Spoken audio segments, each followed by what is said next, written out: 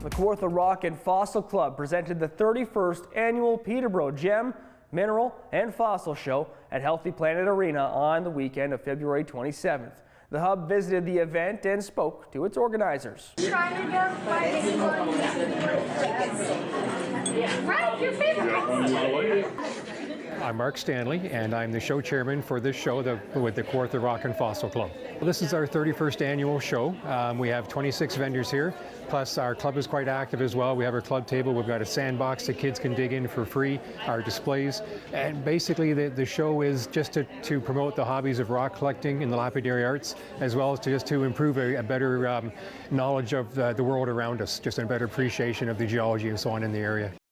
My name is Karen Fox. I would call myself an independent gemologist. This is basically my way to give back to the community because I've been a rock collector, since I was a young kid as well as being involved in the field of gemology. People acquire jewelry, acquire gemstones in different ways. They go to a church bazaar, they pick up something, they find something on the ground.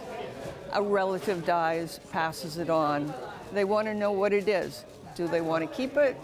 Should they throw it out? Should they give it away? And so for most things, I can look at it and give a good idea of what it is and whether it's worth keeping.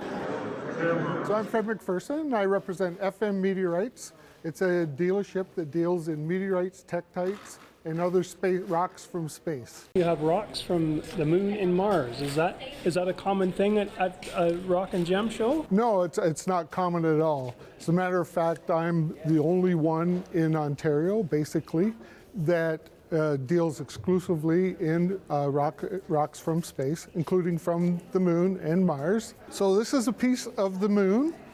It fell in Algeria in 2022. It's called Lalo Luni. What happens when you look at the moon, you see the craters on the moon, they're all as a result of meteors striking the moon. So they get sucked into the orbit around the sun, just as Earth does, and sometimes intersect with Earth and come down as a meteor. Once it hits the ground, it's a meteorite. And we don't know where it's from until we collect the material, take it to the lab. We use 3 different universities, University of New Mexico, University of Arizona, and the University of Washington State to do all the analysis and everything of the material. So when we do the testing, this came back the exact same data that we're getting from Mars for years. So you just compare the... Yeah, it's all comparative data. It all goes into a database. If there's any known material, then it's flagged, and that's how we can determine where it's from. So we know definitively that what's from the moon and what's from Mars, everything else is from the asteroid belt between Jupiter and Mars. I actually appreciate this type of show more than I do some of the more commercial shows that are just there to sell, because there's always a hobby component here. There are activities for the kids. You've got the sandbox, you've got the silent auction. Sometimes there's a kids-only auction. And to me, that makes it much more a community activity. There's a lot of vendors here, and 31 years, that's impressive. What's kept this show going for so long? What is the interest in gem and minerals and fossils? People have an interest in nature, and someone comes in here for the first time, they see some of the rocks and that, and they're like, wow, that's incredible. I didn't know stuff like that existed. If people are interested in your club, how can they find out more? Facebook under Kawartha Rock and Fossil Club.